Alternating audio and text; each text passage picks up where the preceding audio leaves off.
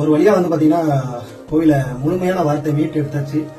அதாவது புதஞ்சிருந்த கோயில் பல வருடங்களா அந்த ஊர்ல இருக்கிற கடைசி ஒரு பெரியவர் வயதான ஒரு அவரு கூட அந்த கோயிலை முழுசா பார்த்தது இல்லையா.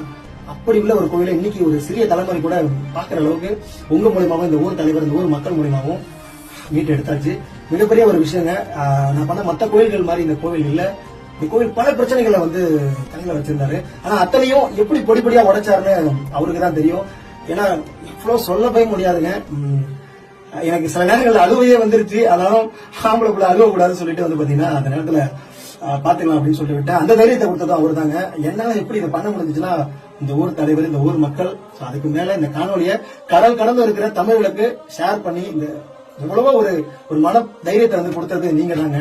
உங்களுக்கு நான் பெரிய பெரிய நன்றி சொல்லிக்கிறேன். எவ்வளவு பேர் கால் பண்ணிருப்பீங்க, என்னால எடுக்க முடிஞ்சிருக்காது. கண்டிப்பா எல்லாருக்கும் நான் மன்னிப்பு சொல்லிக்கிறேன். ஏன்னா அவங்களோட உணர்வை என்னால ஷேர் பண்ணிக்க முடியல. எனக்கு அவ்வளவு வேலை 6 நாளா வேலைகள் வந்து முழுமையடைஞ்சு இன்னைக்கு கோவிலை முழுக்க எடுத்து வெளியில வச்சாச்சு. இனிமேல் இந்த கோவில் வேலை என்னன்னு பாத்தீங்கன்னா இந்த கோவிலை சிறு சிறு இடங்களை சீரமைச்சு மேல்தளம் கீழ்த்தளம் போட்டு இந்த கோவிலை வெளியே கொண்டு வந்து கும்பாபிஷேகம் பண்றதுதான். கண்டிப்பா வாங்க. திருவண்ணாமலை மாவட்டம் வந்தவாசி வட்டம் அங்க இருக்கிற ஆரணி ரோடு ஆயிலாவாடி. நன்றி.